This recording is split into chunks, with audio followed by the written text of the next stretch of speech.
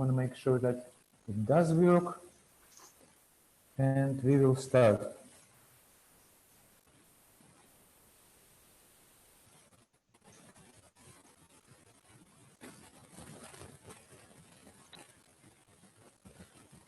Okay, I hope we are online. It looks Working? like it. It Okay, looks good. like it is. Yeah. All right. All right. Well, hello, Alex. Yes. Hello, John. Happy to hear and to see you again. Yeah. Today we have a quite a well, not unusual topic because we already discussed with you, but I believe we found some interesting twist to that particular topic, and yeah, that would be interesting to explore. Yeah. So I think for the listeners and the audience here, we're kind of kicking off this new series that's part of the Let's Talk It Through, but this focus on sharing some of our own stories, what we're calling life stories, and what do we learn from our experiences, in certain times like this one. And for you, I know we're talking about dealing with uncertainty and fear in your own life. And what have you learned from those experiences as you've moved through and dealt with fear and uncertainty? Precisely. Someone famous said that we actually never learn from experience. We learn from reflection on experience, and I 100% agree. And to be honest, I even look at our talks as an opportunity to reflect on something which properly, like I maybe I've never done properly. I'm looking forward. I'm kind of excited to touch and maybe recall some, my own stories and try to reflect on it. And I'm looking forward for your help, your professional coach, and I think that's pretty much what we aim to do as a coaches, and I would say, to boost some kind of reflection capabilities on certain events, and that would be interesting to try. I'm curious, actually, before we start, I have a quick question for you, Alex, and that is, what does reflection mean to you? I mean, what is the process of reflection for you? Nice, really good question. I believe that reflection has. I'm right now coming up with what comes to my mind, so I don't have a kind of ready to be explained kind of answer. But I believe that reflection could have multiple layers. I mean, one of the layers which I believe reflection could have and supposed to have is the meaning. I mean, to certain particular events, we attach a kind of explanation or meaning. And very often when we are in the middle of event or things are happening, that meaning is not really clear, because it's like you are deep in many things, and you are deep in maybe emotional turmoil or whatever. So you really cannot clarify the meaning, but maybe a year later or 5 years later, you like, when you recall that event, you're like, oh wow, that's what was it all about. Oh, that event maybe, I don't know, prepared me to something else, or that event actually led me to other things. So I would say one of the possibilities to reflect properly is to attach certain particular meaning which you can kind of really comprehensively create when you do have a distance, when things already happened after, and I don't know, somehow along those lines. I don't know if it makes sense what I'm trying to formulate. It almost sounds as though it's moving from the emotions that are around maybe those experiences and moving into more of that logical and that kind of that mental state of being able to look at it and Yeah, as you said, and find meaning from it. exactly. Because many times I remember myself in the middle of some events, I'm quite often asking myself a question, which is again maybe first attempt or first layer of reflection. I'm thinking, what would it mean? What does it mean? I mean, and very often I don't have answer, and I understand why, because maybe, well, not all pieces are formed yet, and I could just guess what it means. But I know that later, it's much easier for me to come up with some more formed and clear conclusion or perception of the event. I think it's somehow with a distance, it's a little bit more easier than to be in the middle. But I think it's nice to have a multiple attempts asking, okay, what was it all about, or what is it all about, or yeah, that those kind of events. When I think that's pretty much what the reflection means to me, at least on a personal kind of level. Wonderful. No, thank you for sharing that with us.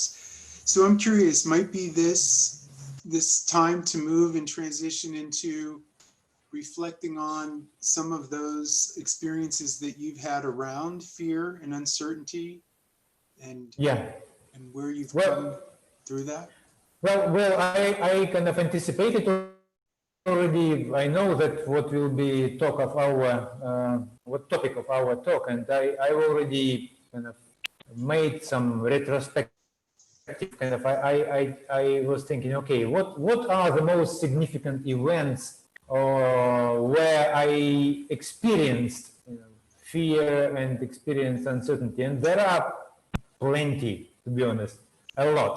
But yeah, we have 30 minutes. We cannot go like very deeply. But for example, the first one, I do remember the very first. I'm sure it's not the first event when I felt fear, but at least it's actually lasted kind of long enough, and somehow it has a big influence and big impact on many things which I've done later. So I'm gonna tell you that how it actually was formed. Well, my father, he was a pilot, and pilot who is taking off and landing on the ships. So it's actually his uniform was the sailor, but he was a pilot on a ship. And as a result, I grew up to 6 years old in a north Russia. It's a Murmansk. There is a port there, military base, where those military ships and aviation was based. So he was an army pilot, and he was very good at football. He was very good at sports. He was running like a very sporty kind of type of guy. So after he got fired, not fired, but decommissioned, yeah, that's the word. After he left the army, we returned back to where my grandmother and his mother was living. It's actually in Ukraine. And the first thing he did, I was 6 years old, and the first thing he did when we arrived already to my new place of living, where I was living actually 11 years more. He took my hand and he brought me into the football club. Actually, I was participating in many different sports, but one of the first ones was football, yeah, or soccer, yeah, whatever people call it. And the first fear I started to be conscious about and realize it is that I really feared to get a ball from other members of my team. And so I was like the first year, it was a horror movie for me because every time when I get a ball, I practically got paralyzed.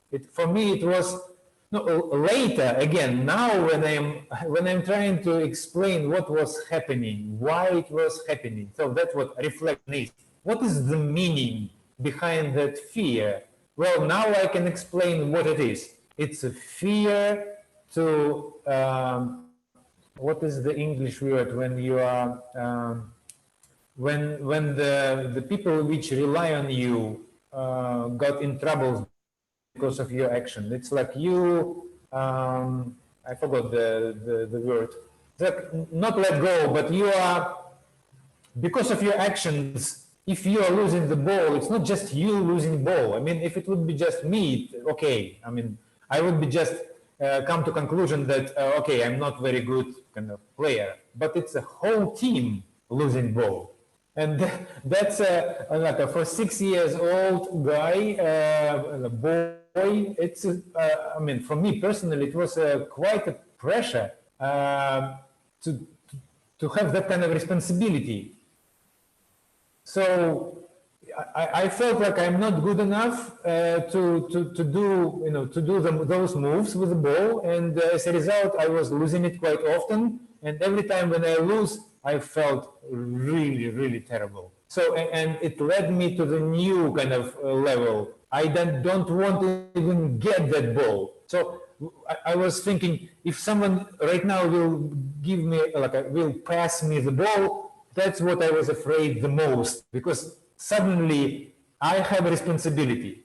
And I know I'm not kind of good enough, you know, to handle that responsibility, because I could easily lose it. So this was my very, very first, you know, kind of recollection. Like I was thinking, where I was experiencing fear. And I believe that I recall it because it's not just one event. Imagine 3 times per week or 4 times per week I'm playing. You know, week after week, months after months. Well, it's like a regular fear of the ball. And yeah, that was my very first memory, I think, which kind of makes sense to discuss. Does it make sense, the whole situation? It does. I mean, what's coming up for me, you know, in kind of your awareness around, you know, because this transpired, right, from the age of 6, and then as you, you know, continue to play ball. But I'm curious, you know, just what was coming up for me is, at 6 years old, I'm curious what your thoughts are on where that feeling, that letting down, you know, that fear that came in, where that might have, where that root was. What was it about that, you know, that where did it come from? I'm just curious, you know, where do you think that root of that fear came from at that age, particularly? That's a good. That's also fascinates me, because it seems like, by the way, the word, the combination of words let down, exactly. That was what my kind of the source of the fear. It seems like we are quite social creatures, you know, and when 20, I don't know, 20 boys are coming and you say, okay, you guys half there, you team, and suddenly, I don't know, it's like suddenly you belong, yeah, to some kind of group, and suddenly you feel like, okay, we are together, we are achieving certain particular goal, and I am a part of that. I am a part of the mission. I don't know, even seems like even for a 6 years old boy, it's already quite clear, you know, who we are, why we are here, and what we're supposed to achieve, and what it means if you let down everyone. So yeah, I don't know, it's like, that's probably it has a kind of very powerful roots. I don't know, maybe it's in our DNA, you know, when we are tried, and you know what, if your actions are having impact on lots of people around you, you know that it has a huge consequences, huge.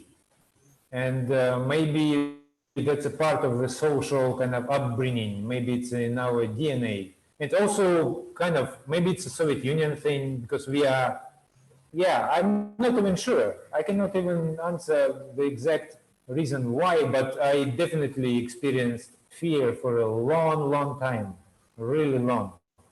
And funny thing, which I would like also to share, is that it's kind of really funny story how I eventually overcome it. Because probably there are many ways how you could overcome the fear, but this particular case also have a funny kind of story on it. One of our trainers, because I actually was getting better and better. Eventually, I was quite good at playing. I was actually aiming for the professional. And I was in a boarding school as a result for football. I was eventually quite good. But it's another story, you know, because it also was huge kind of change when I suddenly, you know, kind of practically stopped in that career development because of my myopia, because of the eyesight deterioration. I was actually, by medical commission, was not kind of stopped me from playing football at certain time. And it was quite devastating because you know, I was aiming to be professional. But when I was 6, 7, I don't know, 8 years old, when I was still fighting with that fear of having ball, interesting practice helped me. One of our trainers, he said, well, Alexei, by the way, this is my name, yeah? Every time when you go to bed, every time when you go to bed and about to sleep, take the ball and put it in your bed somewhere in the area of legs. Just drop it there. In other words, he asked me to sleep. I was sleeping with the ball, you know, for I don't know, about like maybe months, and that has amazing, incredible effect. So like slowly, I started to feel that the ball is kind of part of me. It's something which I always. So the feeling was like if I don't have a ball, I feel strange. I feel like some part of me is missing. Why? Because you know, if you sleep 8 hours, you know, 8 hours you are touching, you know, the ball, you know, with your legs, right? And so as a result, what slowly started to shift is that when I do receive the ball, finally, I give a pass, you know, someone give me the ball. I feel satisfaction and relief. Finally, I am complete. So, it's interesting how the fear of getting the ball was totally dismantled and kind of changed into the opposite one. I feel much better when the ball comes. So that was, yeah, that I think it's kind of interesting story, an interesting way, you know, how the fear eventually kind of, yeah, I was able to overcome it, and thanks to that interesting advice, unusual way of, you know, getting through your fear.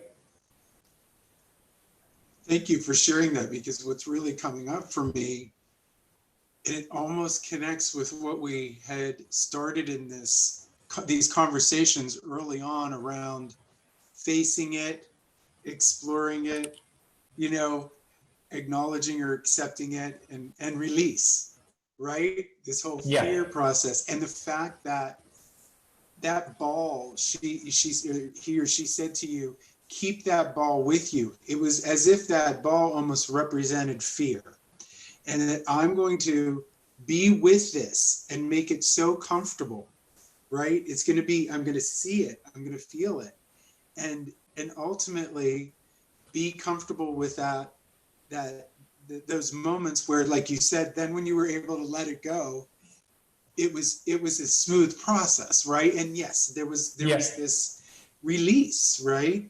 But it just, again, what connected me with that story is this idea of sometimes we have to sit with that fear, right? And it almost, you know, what was coming up for me was that football was the representation of that fear, even though, yes, the fear was about letting people down, but Yeah. it seems as though that ball was really the essence of this, you know, without that ball, Exactly. you know.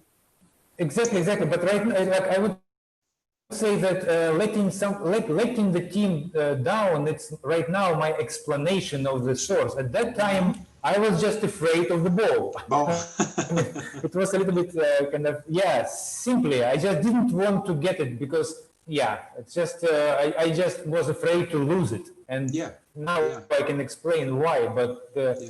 the fear of the ball. And I agree with you. The process I believe that sleeping with the ball, for example, it's pretty much was the phase of accepting.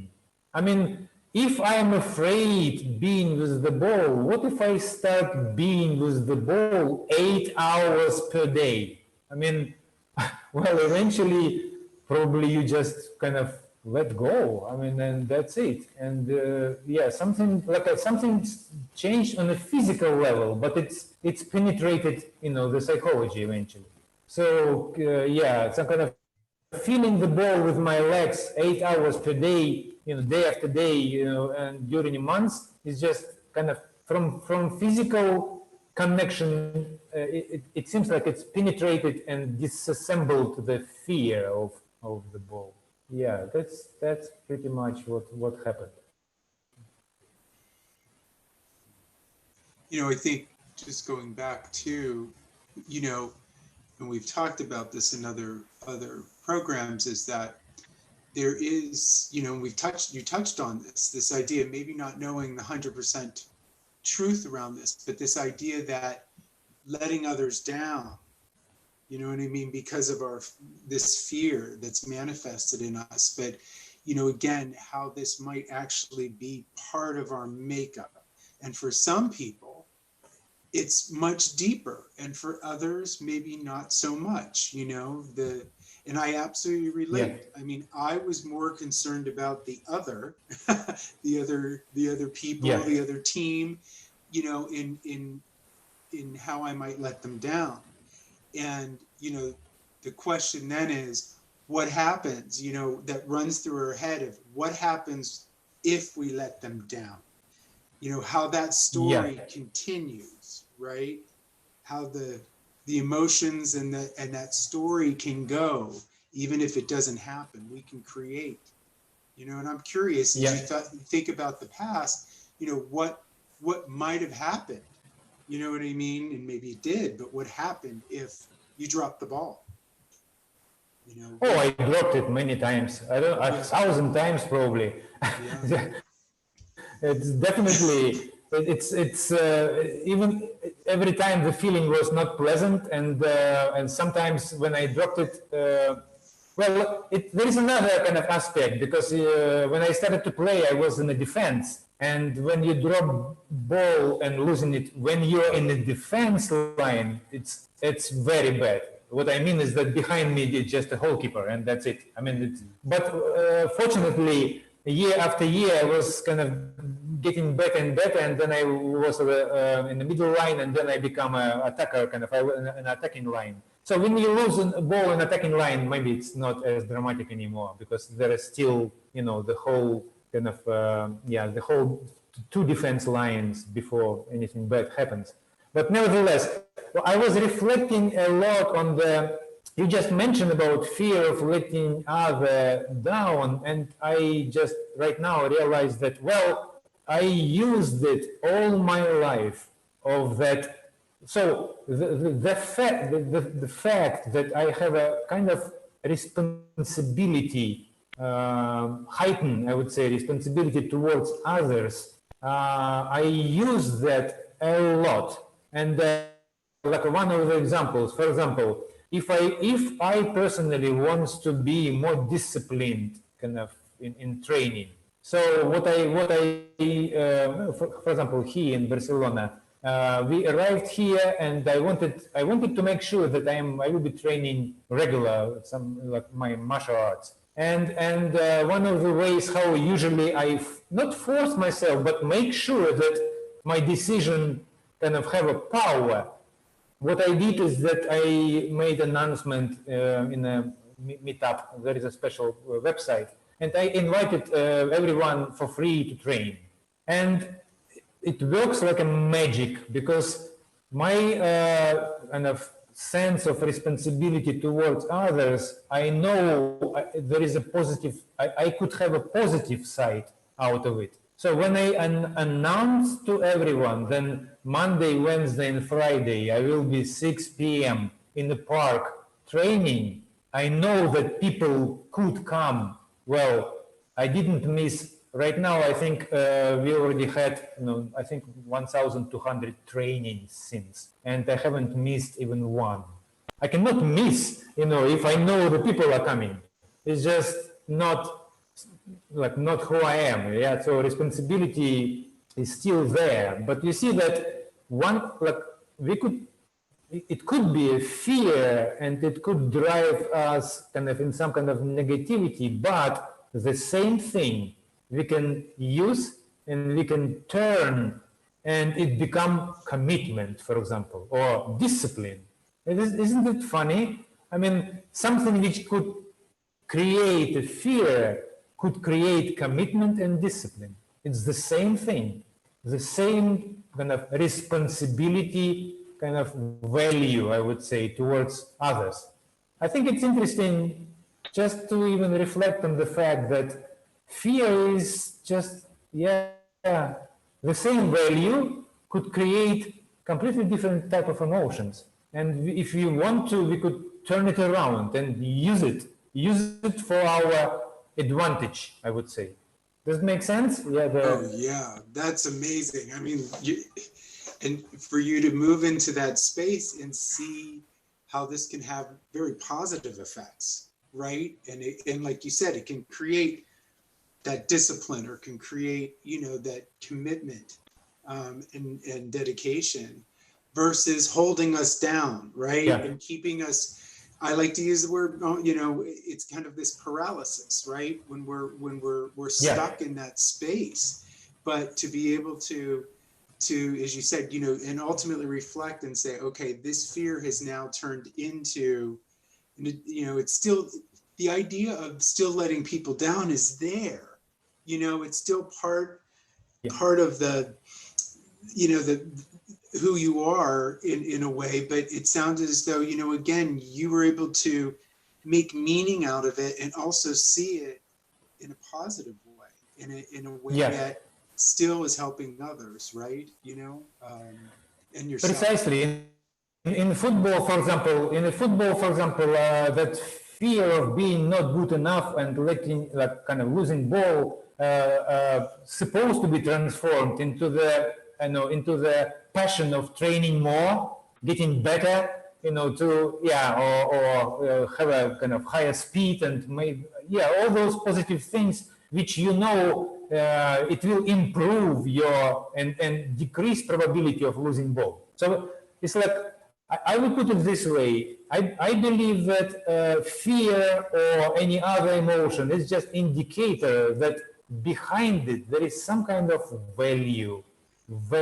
So for me, value was responsibility to others, or I don't want to, as a result, responsibility to others and how others will be impacted because of my actions. So the value of kind of, being part of community and actually be adequate, to the certain particular goal which community has. So this is the value. And if we see that, if we kind of step away a little bit and see that, okay, right now I look at that value in such a way that, I feel fear, but value is usually very positive thing. So if we ask ourselves a question, so what am I supposed to do in order to honor that value? And as a result, maybe dismantle the fear. So fear is just indicator that we are looking at value slightly from different, maybe not optimal kind of angle. And so it's interesting that fear, it's almost like how to say it, if value has an energy, and you channel that energy one way or you channel another way. So one of those ways could produce negative feelings. like a fear. If you channel the same energy slightly different way, then it's going to be really positive. It's going to be empowering. It's going to be motivation, because behind fear is still energy, and energy can be used as a powerful motivational kind of fuel.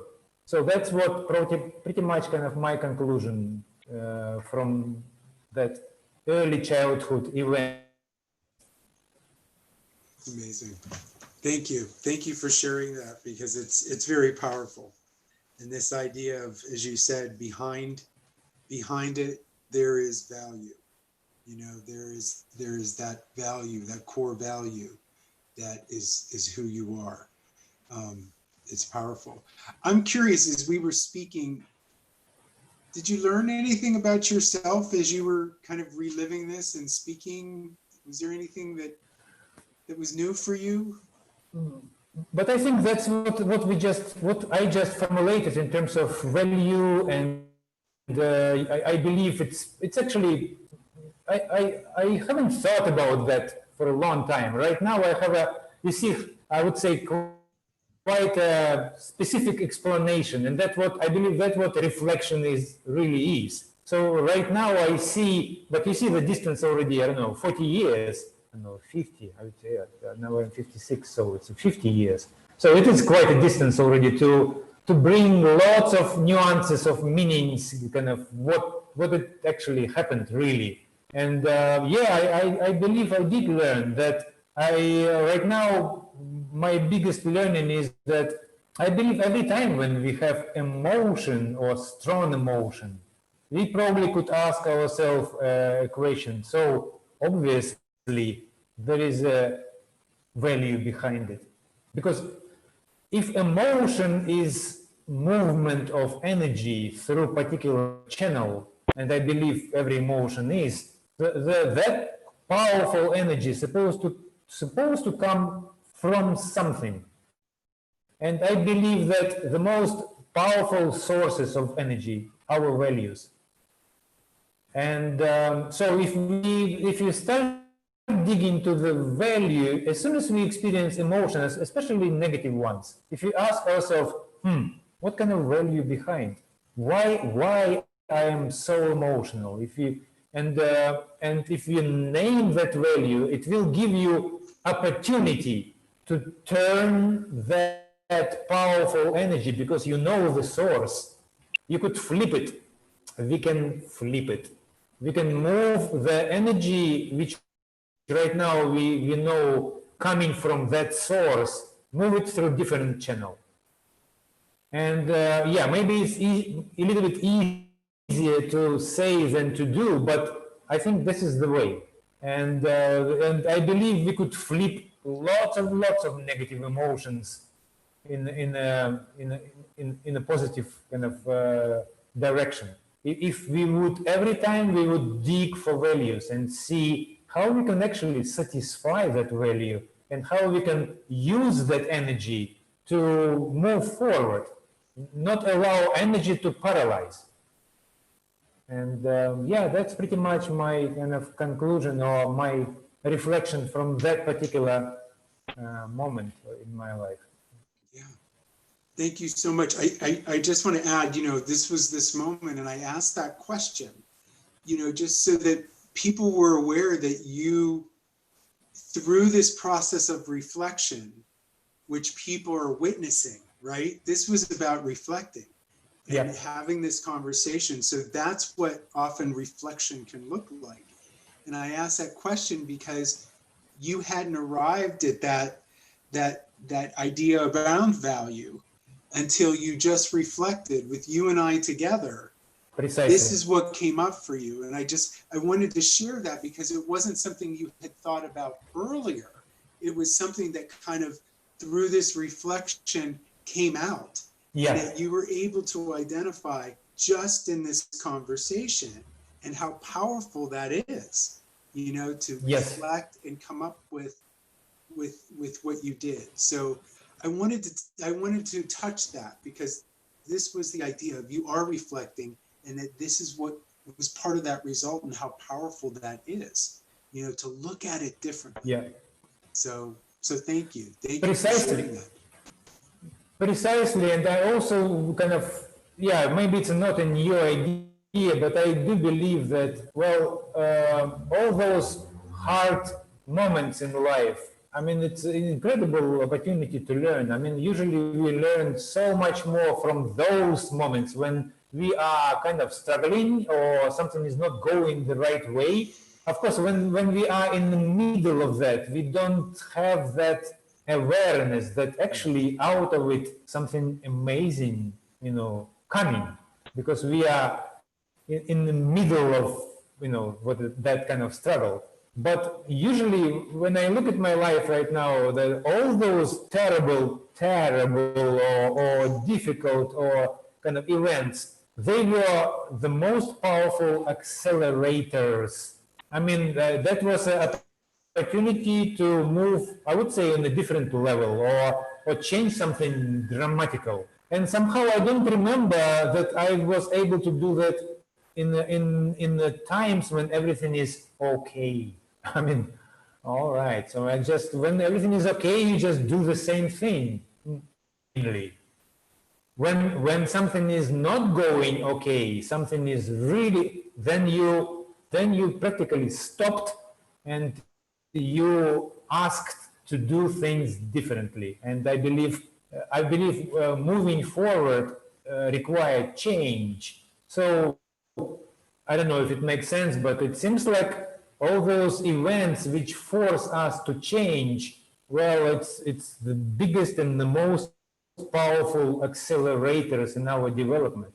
And yeah, that's why I believe it's really nice to find some time to reflect on it and not just leave it as, okay, it happened. Because reflection, as you pointed out right now, create, I would say, powerful awareness, almost like you are now have a recipe.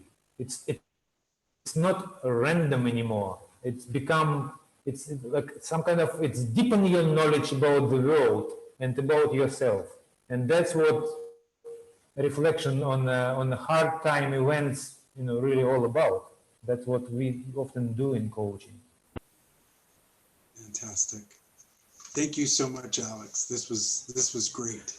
It was great. Thank you very much, John, for opportunity, because I really believe, yeah, I have a multiple, I don't know, maybe 10 more stories. And so we do have a possibility. I will be inquiring your stories, and I think the idea of, I would say, reflect on stories and see, what kind of lessons we personally, at least, were able to draw out of it.